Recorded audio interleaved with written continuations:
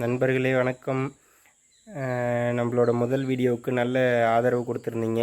நம்ம வீடியோவை பார்த்து சப்ஸ்கிரைப் பண்ண, லைக் பண்ண அத்துணை நல்ல உள்ளங்களுக்கும் நன்றி.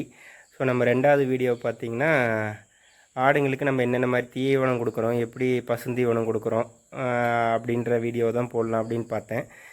அதுலேயும் ஒரு நண்பர், ஒரு தம்பி கேட்டிருந்தார். நான் காலேஜ் படிச்சிட்ருக்கேன், இப்போ எனக்கு ஆட்டு பண்ணை அமைக்கலாம் அப்படிங்கிற ஒரு ஆசை இருக்குது. எப்படியெல்லாம் நீங்கள் பண்ணுறீங்க அப்படிங்கிறத வீடியோ போடுங்க அப்படின்னாரு. ஸோ அவரும் தெரிஞ்சுக்கிட்டோம்.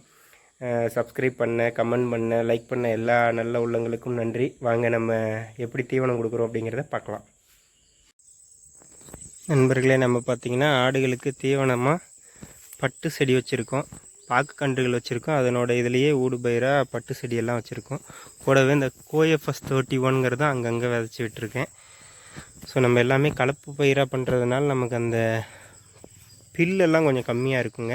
ஸோ அதுக்காக தான் நம்ம இந்த மாதிரி பண்ணியிருக்கோம். பட்டுத்தலை கூடவே அங்கங்கே வேலி மசால் இருக்கும். மெயின் நம்மளோட தீவனம் பார்த்திங்கன்னா பசுந்தீவனத்தில் பட்டுத்தலை தான். கூடவே கொஞ்சம் அகத்தியும் வச்சு விட்டுருக்கு. இப்போ நம்ம இந்த பட்டுத்தலையெல்லாம் இன்னும் ஒரு 10 நாள் 20 நாட்கள் போனோம்னா அறுக்கலாங்க. கூடவே அங்கங்கே கொஞ்சம் சவுண்டலும் வச்சு விட்டுருக்கோம். ஸோ நம்ம இந்த மாதிரி எல்லாம் கலந்து வச்சு விடுறது நமக்கு கொஞ்சம் கம்ஃபர்டபுளாக தோணுது. தீவனமும் எல்லாத்தையும் நம்ம ஒரே தலையாக கட்டாமல் கலப்பு தீவனமாக அந்த மாதிரி நம்ம கட்டுறோம். அப்படிங்கையில் ஆடுங்களுக்கும் கொஞ்சம் நல்லாயிருக்கும். ஒரே தலை சாப்பிட்றதுக்கு பதிலாக எல்லாம் கலந்து மிக்ஸ் பண்ணி சாப்பிட்றோம், டேஸ்ட்டாக இருக்கிற மாதிரி இருக்கும்னு எனக்கு ஒரு ஃபீல். நம்ம சாப்பிட்ற மாதிரி தான் சாப்பாடு, சாம்பார், பொரியல்னு சாப்பிட்ற மாதிரி அவங்களுக்கும் அதே மாதிரி கொடுப்போமே அப்படிங்கிற கான்செப்டில் தான் இந்த மாதிரி நான் பண்ணியிருக்கேன்.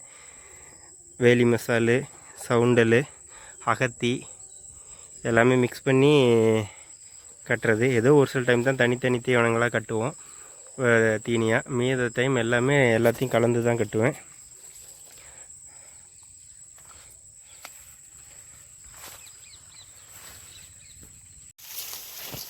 பாருங்கள், வேலி மசாலா நல்லா வந்திருக்கு. கூடவே கோஎஃப்எஸ் 31 நல்லா வளர்ந்துருக்கு. இடையில் பட்டு செடியும் நல்லாவே வளர்ந்துருக்கு. இதில் நம்ம வேலி மசாலாம் பார்த்திங்கன்னா நல்லா சாப்பிடுவாங்க. அவங்களுக்கு அதுதான் மெயின் பிரியாணி மாதிரியே. ஆடுகளோட ஒண்டர்ஃபுல் ஃபுட்டு எதுன்னா வேலி மசால் தாங்க. அதுக்கப்புறம் தான் மற்ற எந்த தீனியாக இருந்தாலும். அப்படியே இப்போ தான் திரும்ப அடுத்த இதுக்கு வளர்ந்துக்கிட்டு இருக்கு.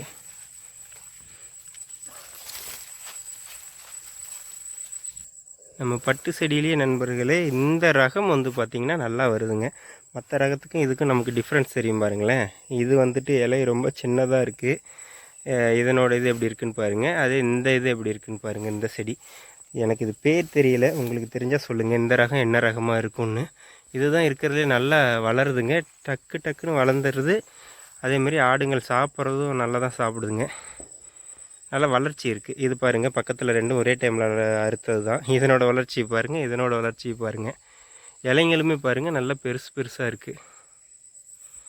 ஸோ இது என்ன ரகம் அப்படிங்கிறது எனக்கு பேர் தெரியல. ஆனால் இப்போ தான் இந்த ரகத்தை தான் நாமளும் காடு பூரா உருவாக்கணும் அப்படின்னு சொல்லிட்டு இதிலையே நம்ம இப்போ விதைக்கரணைகளை எடுத்துக்கிட்டு இருக்கிறோம்.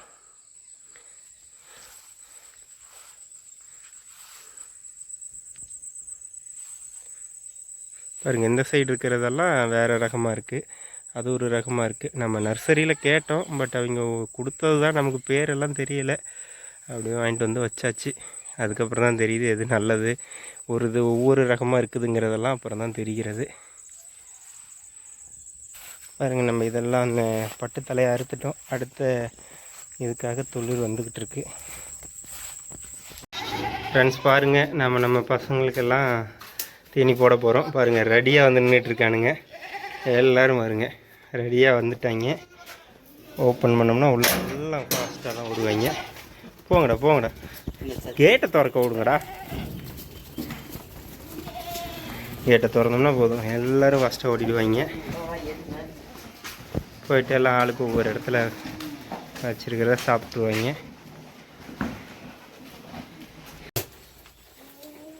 ஸோ நம்ம தவையை சாப்பிட்டு முடிச்சிட்டாங்கன்னா அடுத்தது ஒரு 2 மணி நேரம் கழித்து பட்டுத்தலை கட்டுவோங்க. இப்போ சவுண்டல், வேலி மசால் இதெல்லாம் கலந்து கட்டிருக்கிறோம். இதை சாப்பிட்டு முடிச்சிட்டாங்கன்னா இப்போ தீவனமும் அடர் தீவனமும் கொடுத்துருக்கோம். ஸோ அடுத்ததுக்கு ஒரு 2 மணி நேரம் கழிச்சுட்டு நம்ம பட்டுத்தலையை கட்டுவோம். பாருங்கள், ஒரு மேடம் மட்டும் அந்த கோஎஃப்எஸ் 31 சாப்பிட்றாங்க. அது மட்டும் ஒரு இடத்துல கட்டியிருக்காங்க. அதை மட்டும் சாப்பிட்டுட்டு இருக்கா. இவ வந்து தவையை விட்டுட்டு இவளுக்கு இதுதான் பிடிச்சிருக்கு போல். நமக்கு இந்த கோஎஃப்எஸ் 31ங்கிறது பார்த்திங்கன்னா நல்ல வளர்ச்சி இருக்குங்க. ஒரு 40 நாளைக்கு ஒரு முறை நம்ம அறுத்தரலாம். 40-45 நாளைக்கு ஒரு முறை. ஆடுங்களும் ஓரளவுக்கு நல்லா சாப்பிட்ருவாங்க. நம்ம இந்த இது தீவனம் கட் பண்ணுற மிஷின் வச்செல்லாம் கட் பண்ணுறதில்ல, அப்படியே போட்டுருவோம். அதே கட் பண்ணிட்டோம்னா, கட்டி விட்டுட்டோம்னா அப்படியே சாப்பிட்டுக்கிறாங்க. நம்ம அதை கட் பண்ணி போடுறதெல்லாம் பண்ணுறதில்ல. தண்ணி வேணுமுன்னாலும் நம்ம தூண்டி பைப் போட்டு வச்சுருக்கோம். ஸோ வேணுங்கிறப்போ வந்து தண்ணி குடிச்சுப்பாங்க. கட்டி போட்டிருக்கவங்களுக்கு மட்டும் நம்ம அப்பப்போ எடுத்து வைப்போம். பாருங்கள், இந்த கோஎஃப்எஸ் 39 சாப்பிட்டு முடிச்சிட்டாங்க. சும்மா சின்ன சின்னதாக இருக்கிறத கூட விட்டு வைக்கிறதில்ல, கடிச்சிட்டு இருக்கானுங்க. வேலி மசாலையும் எல்லாத்தையும் சாப்பிட்டு முடிச்சிட்டானுங்க. இது சவுண்டல் கட்டியிருந்தோம், அது எல்லாம் சாப்பிட்டாங்க. ஸோ அடுத்து கொஞ்சம் நேரம் கழித்து நம்ம பட்டு தலை கட்டுவோம்.